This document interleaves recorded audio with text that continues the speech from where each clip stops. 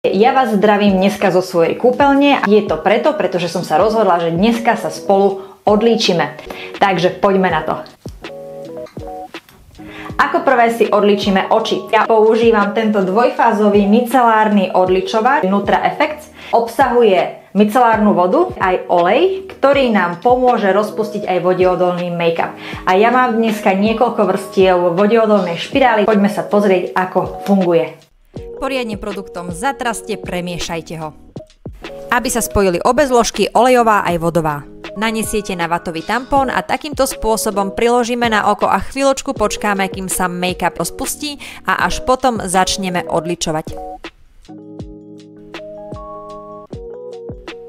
A keďže ide o micelárny odličovač, je vždy veľmi dobré ešte ho zmyť z oka čistou vodou a takýmto spôsobom si ešte utriem zvyšky z oka a to nám poslúži aj ako skúška správnosti, pretože môžete vidieť, že tampón je kompletne čistý. A za mňa najlepší čistiaci gel je tento e.l.f. NU. Pleťové žele naneste na ruku a jemne napeňte, vyčistite si tvár. Naozaj stačí iba raz použiť a zmiete komplet všetok make-up a nečistoty. Teraz je moja pleť na tejto strane dokonale čistá a odlíčená a ja môžem pokračovať vo svojej rutine.